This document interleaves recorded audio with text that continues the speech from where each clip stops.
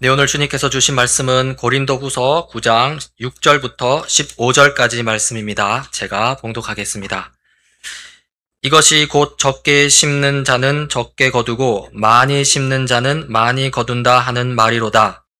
각각 그 마음에 정한 대로 할 것이요 인색함으로나 억지로 하지 말지니 하나님은 즐겨내는 자를 사랑하시느니라. 하나님이 능히 모든 은혜를 너희에게 넘치게 하시나니 이는 너희로 모든 일에 항상 모든 것이 넉넉하여 모든 착한 일을 넘치게 하게 하려 하심이라. 기록된 바 그가 흩어 가난한 자들에게 주었으니 그의 의가 영원토록 있느니라 함과 같으니라.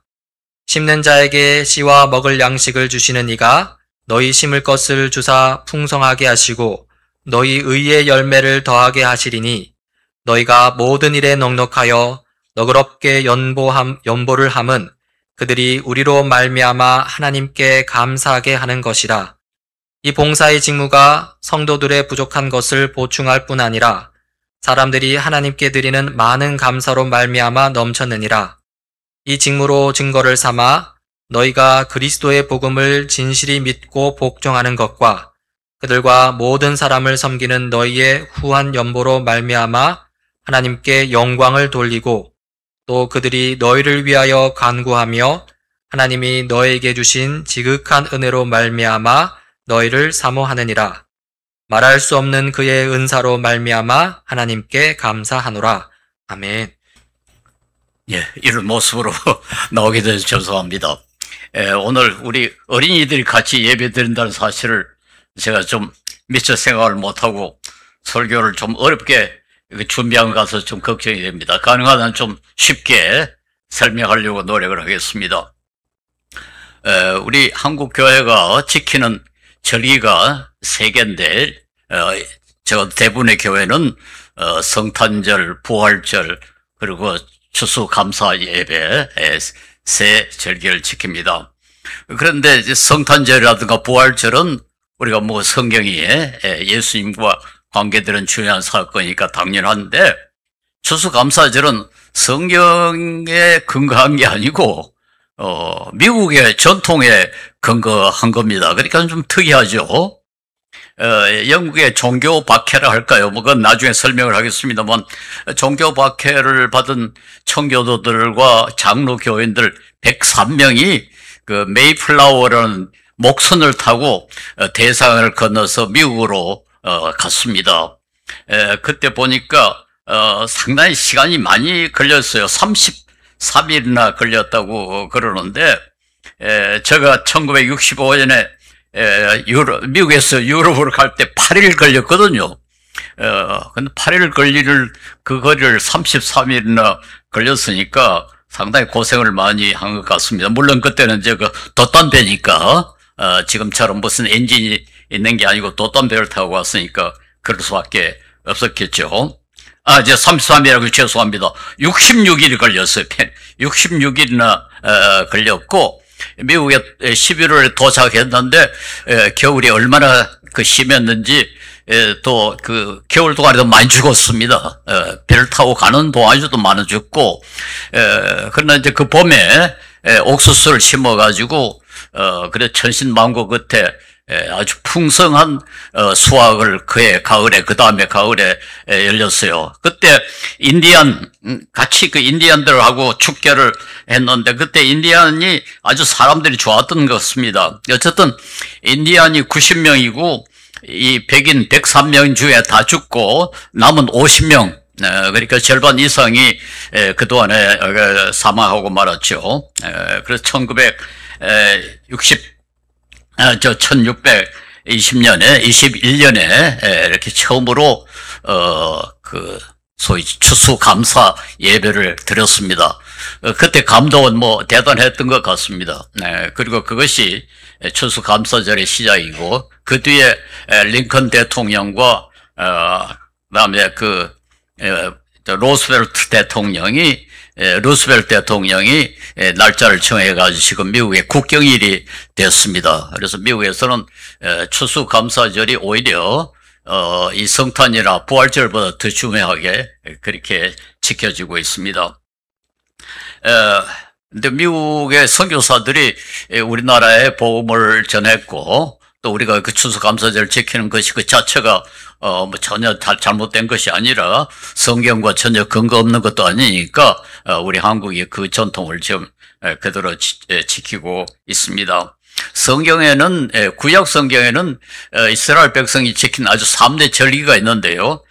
그게 바로 이제 유월절, 맥추절, 초막절이었습니다. 그런데 6월절은 물론 아주 중요한 그 출애굽 사건과 관계된 거지만 나머지 초막절과 맥추절은 다 추수감사와 관계되는 거예요. 그러니까 추수라는 것이 엄청난 사건인 것은 틀림없습니다. 왜냐하면 우리는 무엇보다도 생존하려면 먹어야 돼요. 그리고 입어야 되고, 물론 이제 그 주거지가 있어야 되겠습니다만, 농사라는 게 주로 먹는 것과 입는 것, 옛날에는 거기서 나오지 않습니까? 그래서 우리가 생존을 위해서 가장 필요한 것이 먹는 것, 입는 건데, 그게 농사와 관계되어 있는 것 때문에 그 농사를 지어가지고, 추수를 한다는 건, 이건 뭐 엄청난 사건이고, 농경사회에서는 이게 감사절을 지키는 것은 어떤 의미에서 매우 당연하다, 그렇게 말할 수 있습니다. 우리나라에서 사실은 우리나라의 제일 중요한 절기가 추석 아닙니까? 사실은 그 추석은 추수감사절이라 그렇게 말할 수가 있거든요. 오늘 6절을 보니까 적게 심는 사람은 적게 거두고 많이 심는 사람은 많이 거둔다, 그런 말이 있고, 10절에는 심는 사람에게 힘을 씨와 먹을 양식을 공급하여 주시는 하나님께서 여러분에게도 씨를 마련해 주시고 그것을 여러 갑절로 늘려주시고 여러분의 의의 열매를 증가시켜 주실 것입니다. 이건 뭐 저 농사와 관계되어 있는 그런 그 표현 아닙니까? 사실은 우리가 이 농사를 생각해 보면은 추수를 특별히 생각할 때 그동안에 참 보릿고개란 말이 있지 않습니까? 추수하기 전까지는 상당히 기대를 많이 할 겁니다. 말 굶기도 하고. 그런데 추수가 이루어지면은 얼마나 반갑겠습니까? 그리고 사실 가만히 따져보면은 추수라는 게 이게요, 얼마나 놀라운 건지 모릅니다. 가령 씨앗을 하나 심었는데 거기서 얼마나 많은 열매가 나옵니까? 가령 참깨 같은 건 한 100개 나오겠죠? 그러니까 씨를 하나 딱 심었는데 거기서 엄청난 양의 그 곡식이 이루어 생기니까 사실은 그게 참 감사할 만하죠. 저희 집에 은행나무가 하나 있는데 2개가 있습니다. 근데 물론 그 은행 두 나무라는 건 은행 2개에서 나왔겠죠. 그게 열매를 열려면 상당히 오랜 시간을 걸렸습니다만, 그러나 매년 수백 개가 어떻게, 아마 곧 아마 수천 개가 열릴 겁니다. 하나 딱 심었는데 거기서 몇천 개가 나오니까 그 참 대단한 기적이 아닙니까? 네, 그러니까 이게 추수하게 되면 항상 우리 기쁨, 감사, 그게 같이 나온다 할 수밖에 없지요. 오늘 이 추수와 이 구절은 사실 추수에 관한 구절이 아니고 구제에 관한 구절입니다. 고린도후서 8장과 9절은 구제에 관한 건데 추수를 여기 같이 언급한 것은 좀 특이하죠. 왜 그럴까요? 우리 어린이들 구제라는 게 뭔지 잘 모르죠. 어려운 사람들을 돈을나 물건으로 이렇게 도와주는 것을 구제라 그럽니다. 아주 어려운 사람들, 잘 사는 사람에게 도와주는 건 구제하지 않고 너무 힘드는 사람을 갖다 도와주는 걸 구제라 그러는데요. 이 구제에 관한 말씀을 하시면서 바울은 이 추수를 이야기를 하는 게 좀 특이합니다. 그건 이렇게 생각할 수 있어요. 우리가 하는 구제는 마치 추수와 같은 그런 결과를 가져온다. 엄청난 양의 이익을 가져온다. 그렇게 우리가 이해할 수는 있습니다. 제가 이번에 발을 다쳐가지고 아파 보니까 이런 것이 하나 생각이 나는데요. 제가 2003년에 지금 사는 집을 지을 때, 그때는 웬 생각이 들었는지 모르지만은 하여튼 설계사 보고 우리 집에는 휠체어를 타고 사람들이 들어올 수 있도록 그렇게 설계를 해줬어요. 그랬어요. 마침 설계하는 분이 장애인 시설 그 설계 전문가이기 때문에 그분도 아주 좋아하고, 그래가지고 이 슬로프를 만들어서 우리는 마당에서 휠체어를 타고 방에 들어갈 수 있고 부엌에 화장실에 서재 뭐 전혀 문턱 없이 그렇게 지나가도록 그렇게 설계를 해놨습니다. 근데 몇십 년이 지났는데 그동안에 우리 집에 휠체어 타고 온 장애인이 거의 없어요. 제가 기억에는 한두 번밖에 오지를 않았습니다. 그러니까 이거 완전히 낭비 아니었냐. 그 슬로프 한다는 게 그것도 역시 돈이 좀 들죠. 그런데 이번에 다리를 다치고 나니까 이게 뭐 큰일 날 뻔했어요. 만약에 그 슬로프가 없었더라면은 중간에 자꾸 병원에 자주 가야 되는데 우리 집사람이 누가 뭐 우리 집사람이 나를 업어가지고 계단을 내려갈 수 있습니까? 우리 아이들은 다 지금 아들은 뭐 포항에 살죠. 그 누가 날 업어가지고 차에까지 데려다 갑니까? 그랬어요. 참 이 추수 생각이 나요. 그때는 별로 뭐 그렇게 생각하지도 않고 큰 돈이 들지도 않았는데 이번에는 정말 엄청난 혜택을 받았습니다. 우리의 구제가 그런 결과를 가져온다. 이건 물론 구제하는 사람에게만 그런 이익을 가져온다고 본문에 되어 있지 않습니다. 구제라는 게 그 외에 여러 가지 다른 이익을 가져오는데 그걸 전부 합치면은 뭐 마치 추수하는 것과 같은, 농사를 제가 추수하는 것 같은 그런 결과를 가져온다. 그렇게 말하는데 여기에 그 추수해야 할 말하자면 이 씨앗 열매를 모은 거 아니까 기쁨과 감사입니다. 기쁨과 감사. 구제라는 게 그저 어려운 사람을 돕는 건데 그것이 가져오는 결과는 물론 구제 받는 사람에게 큰 기쁨과 감사가 생겨나겠지만 그것에 국한되지 않고 오늘은 하나님께도 큰 기쁨이 되고 하나님께 대한 감사도 그렇게 많아진다. 그것을 염두에 두고 바울이 그렇게 이야기를 한 것 같습니다. 물론 이 감사는 무엇보다도 구제를 받는 사람이 하는 감사죠. 구제를 하면 역시 구제받는 사람이 감사를 합니다.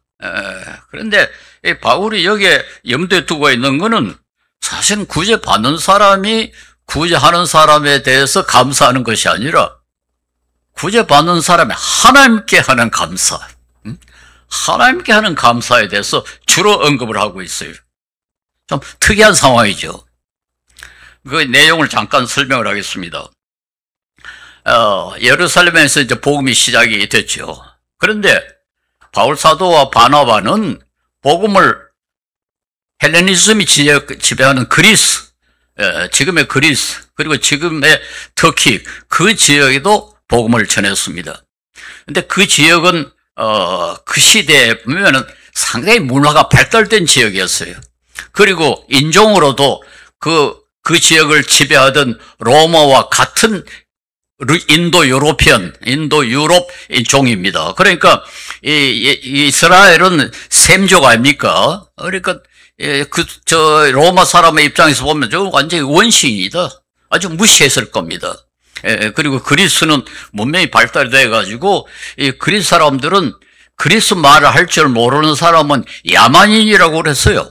그 영어에 바바리안인 말은 말이 있는데요. 그 야만이라는 뜻인데 그 헬란 말로 발바로스라고 그렇게 됐습니다. 발바로스라는 건 뭔가니까 발발거린다.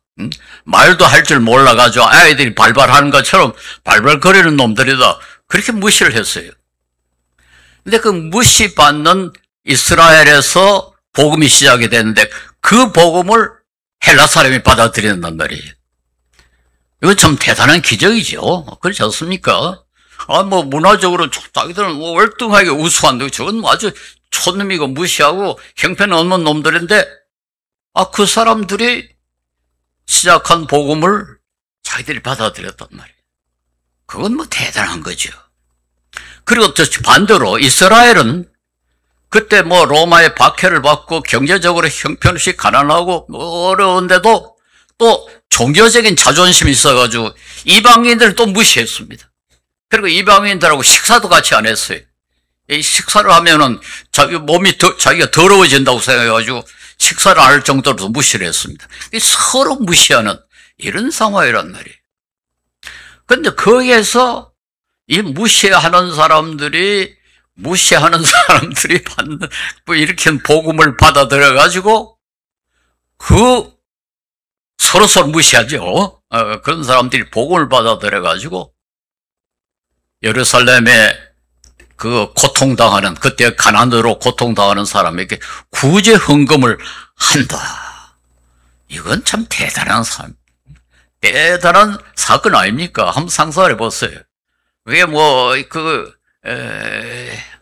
이게 뭐 좋은 예가 될런지 모르지만은, 우리나라를 침략한 일본이 아주 어려움에 처했을 때 한국 사람들이 모금을 해가지고 우리 일본 사람 살려야 된다 하는 거하고 비슷하겠죠? 어쨌든 뭐 그보다 더 심해서는지 모르겠습니다. 어쨌든 그때 구절을 상당히 많이 했는지 모르겠어요. 갈라디아서 2장에 보면은 이런 이야기가 나옵니다. 이제 처음으로 복음이 이방인들한테 갔는데 이방인들이 유대인처럼 그렇게 행동을 해야 되느냐. 예를 들어서 할례 문제 같은 거. 그때 이스라엘의 유대인들은 예수를 믿었으면서도 할례도 받고 뭐 그랬던 것 같아요.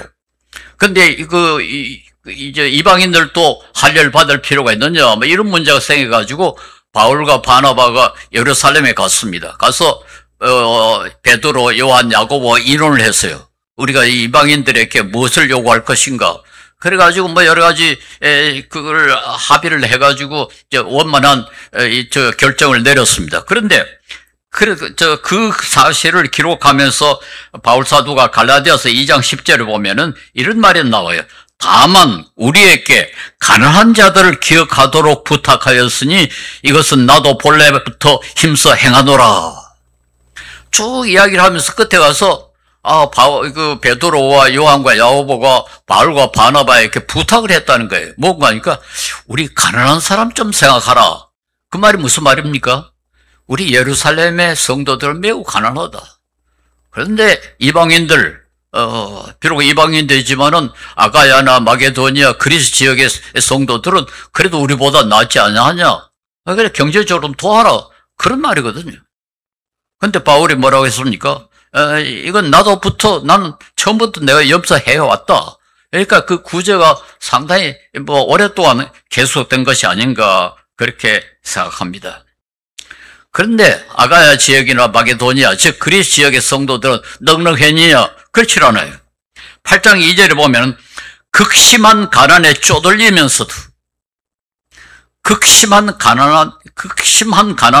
쪼들리면서도 풍성한 연보를 했다고 그렇게 되어 있어요. 그러니까 대단한 희생이 아니겠습니까? 그런데 그런 구조, 말하자면 그렇게 극심하게 가난하면서도 자기들이 아껴가지고 돈을 모아서 예루살렘의 성도들을 보냈을 때,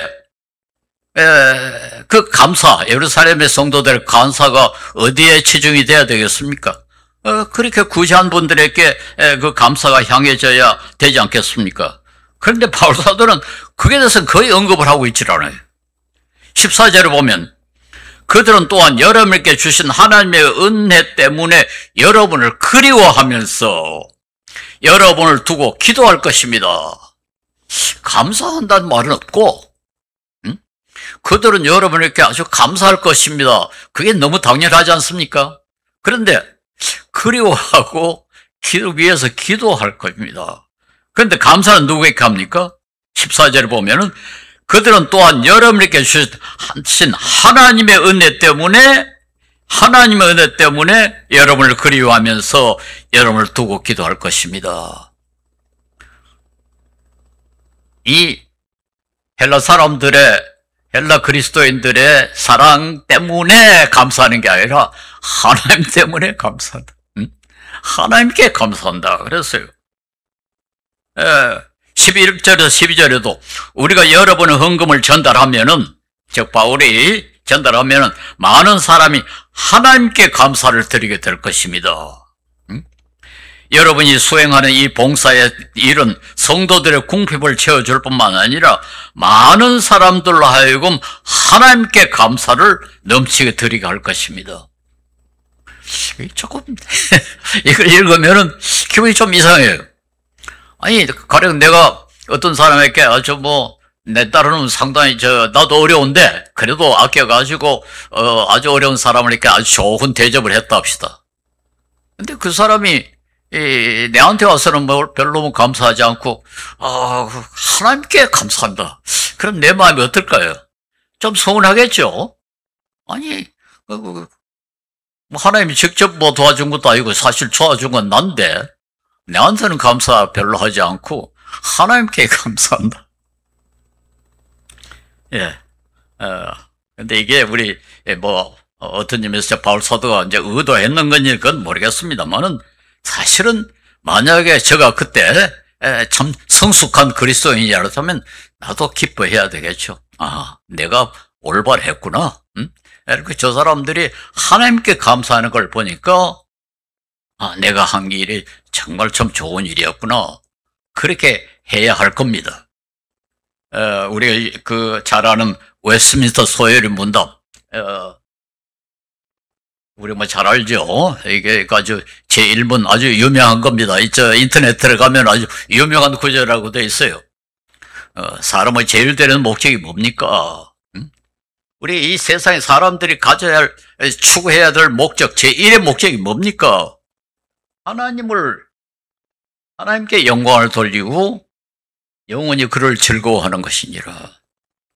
내가 감사받는 것, 그것도 물론 중요하지만은 그보다 더 중요한 것은 하나님이 우리를 통해서 영광을 거두시는 그게 사람의 제일 되는 목적이다.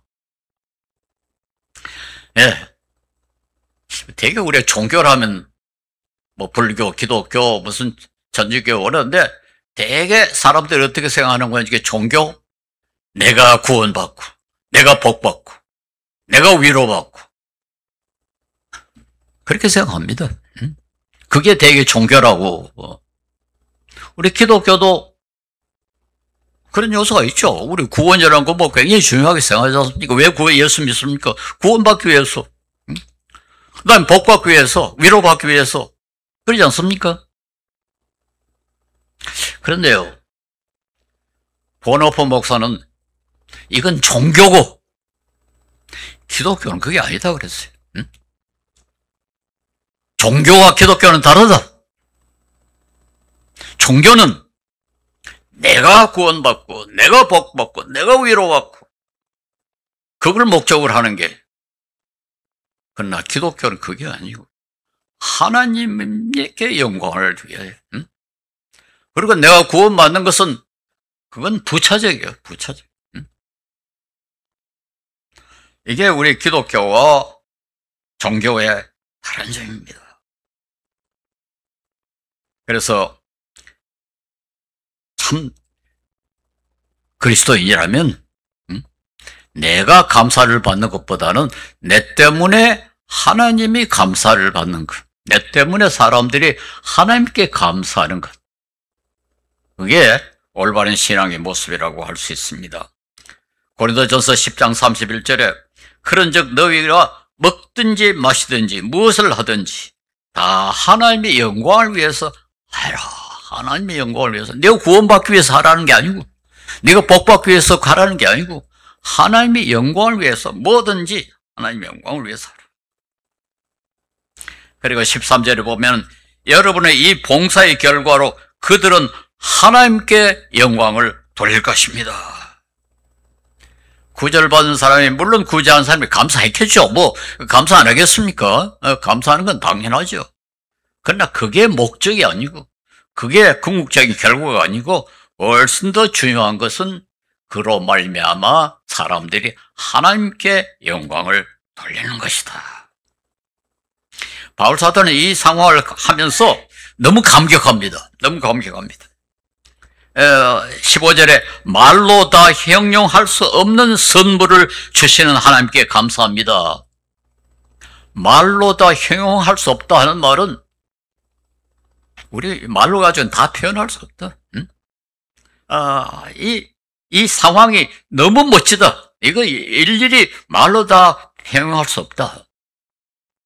가만히 바울 사도 입장에서 따져보면은 서로 무시하고 서로 미워하던 그런 사람들이 미워하는 사람의, 무시하는 사람의 복음을 받아들이고 그 복음으로 말미암아 무시하는 사람들을, 천대하는 사람들을 도와주고 그것도 자기들이 넉넉해서 쓰고 남는 걸 도와주는 게 아니라 자기들도 극심한 가난이 쪼들리면서 또 자기들이 평소에 다른 사람 같으면 다 무시하고 천대하는 그런 이스라엘 사람들을 도와주고 그 도움을 받은 사람들이 그 도움을 준 사람에게 그들 위해서 기도하고 그리고 또 하나님께 감사하고 이 모든 것이 얽히고 설킨 것 이게 바울 사도에게서는 너무나 감격스러운 거예요. 왜냐니까 뭐 하나의 그리스도인으로서도 감사해야 되겠지만은 자기가 그걸 주선한 거 아닙니까? 자기가 그 지역에 가서 복음을 전했고 자기가 지금 구제를 갖다가 좀 권면하고 나중에 보면 바울 사도 그 구제물 가지고 자기가 직접 예루살렘에 갑니다. 바울 사도는 이 구제를 굉장히 중요하게 생각했어요. 이 구제금을 가지고 예루살렘에 갈 때 어떤 선지자가 바울 사도에 그랬습니다. 당신 이번에 가면 체포당합니다. 살아남지 못합니다. 그러니까 심지어 어떤 사람은 뭐 바울의 혁도를 가지고 목을 이렇게 해가지고 이렇게 됩니다 하고 막 울고 그랬어요. 지금 이제 이게 바울 사도는 이제 마지막으로 보는 겁니다. 그런데도 불구하고 갔어요. 그 구제하는 것이 너무 중요한 겁니다. 너무 중요해요. 이 모든 것을 바울 사도의 입장에서 봤을 때 너무 감격스러운 거예요. 그래가지고는 말로 다 형용할 수 없는 선물이라. 이게 선물이란 말. 사실 뭐 은혜, 선물 이게 다 마찬가지 아닙니까? 이 감사란 말과 은혜란 말과 선물이란 말이 모두 사실은 거의 같은 겁니다. 구약 성경에는 이제 감사란 말이 많이 나오는데 신약 성경에는 감사란 말보다는 은혜란 말이 많이 나와요. 은혜, 감사, 선물 다 같은 거 아닙니까? 예, 그 라틴어로 은혜를 그라티아스라고 그러는데요. 스페인어로는 감사합니다 말이 그라시아스예요. 그러니까 감사하다는 말을 쓰지 않고 우리말로 말하자면 은혜를 입었습니다. 은혜를 입었습니다. 그게 스페인어로는 감사합니다 하는 말이에요. 영어에도 I'm grateful 뭐 그런 말을 하지 않습니까? I'm grateful. 내가 은혜를 입었습니다. 그게 감사에 아주 좋은 표현이 아닌가 싶습니다. 그리고 이 그라티스란 말은 또 공짜라는 뜻을 영어에는 가지고 있어요. 그라티스, 공짜.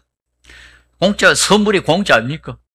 선물, 은혜, 공짜 다 설명통하는 겁니다. 그것이 모두 감사와 관계되어 있습니다. 그래서 우리 기독교는 감사의 종교일 수밖에 없고 은혜의 종교니까, 은혜의 종교니까. 아까 우리 찬양할 때, 경배화창 할 때, 은혜. 당연한 건 아무것도 없다. 모든 게 은혜다. 우리 기독교가 그 본질이 좀 은혜의 종교일 수밖에 없잖아요. 우리가 공로로 구원받는 게 아니고, 우리가 무슨 잘나서 구원받는 게 아니고, 오직 하나님의 사랑으로, 하나님의 일방적인 사랑으로, 은혜로 구원받는 거기 때문에, 이 세상에 당연한 건 아무것도 없고, 모든 것이 은혜다.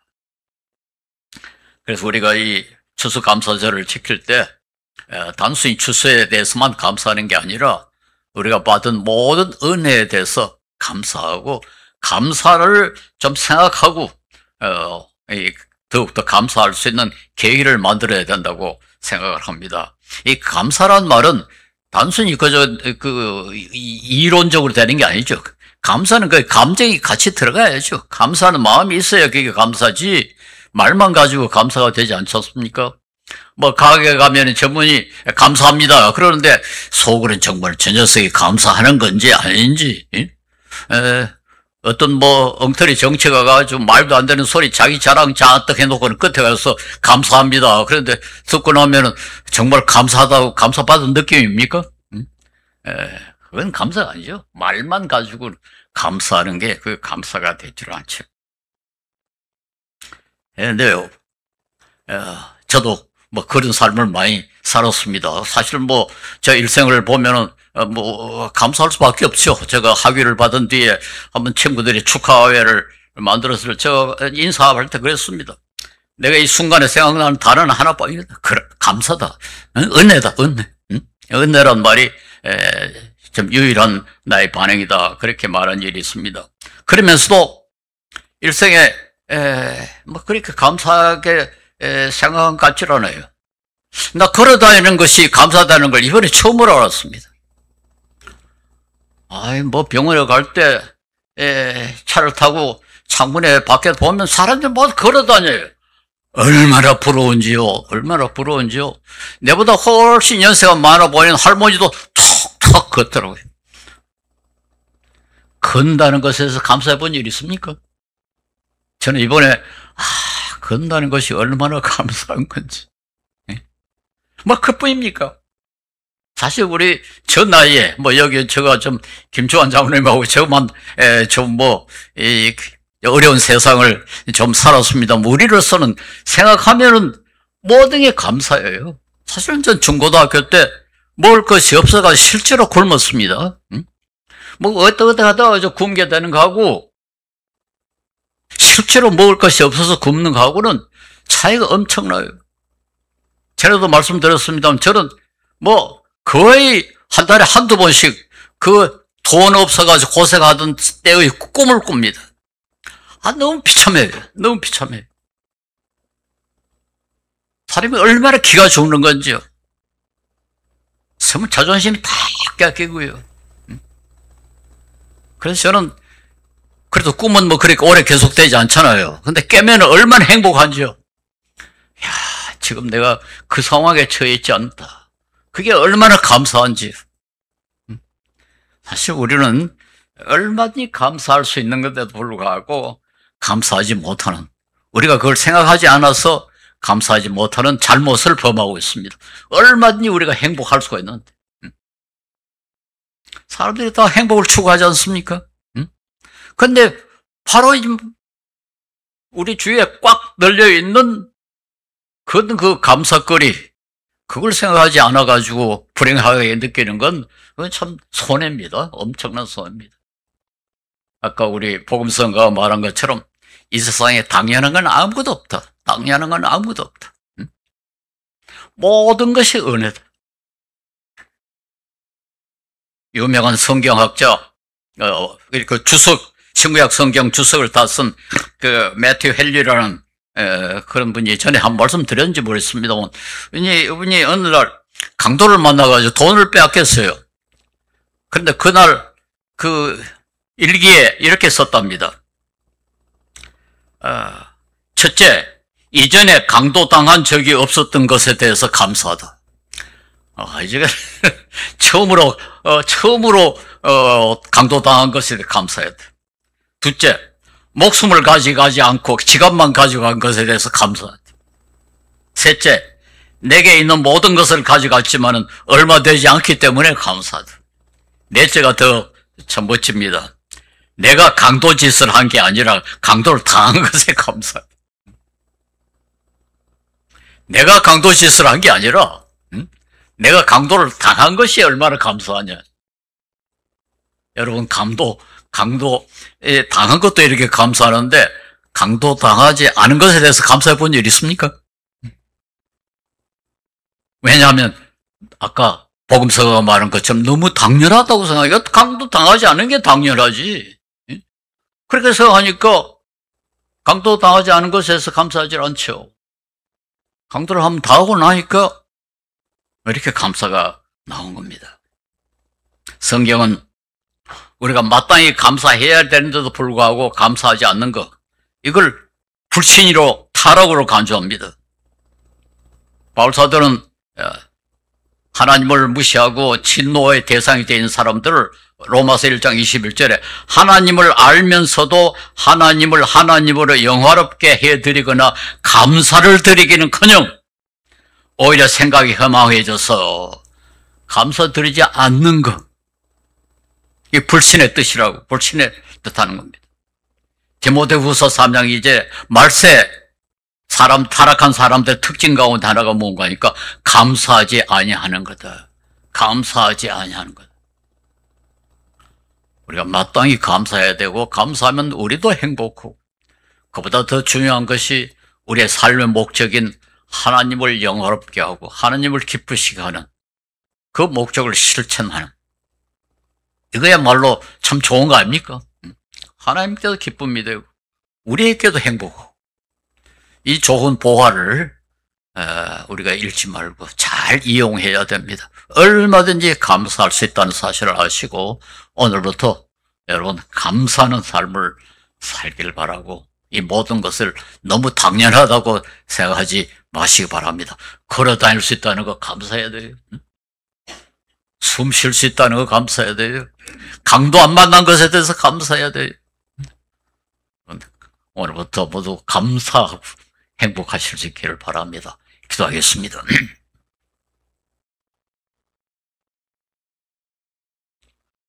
지극히 자비로우시고 거룩하신 하나님, 주님의 크신 은혜를 감사하고 감사를 드립니다.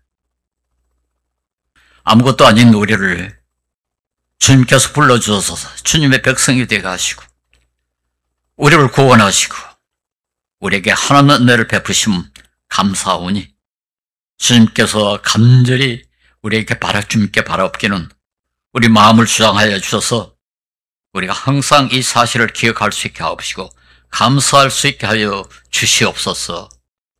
예수님 이름 받들어 기도합니다. 아멘.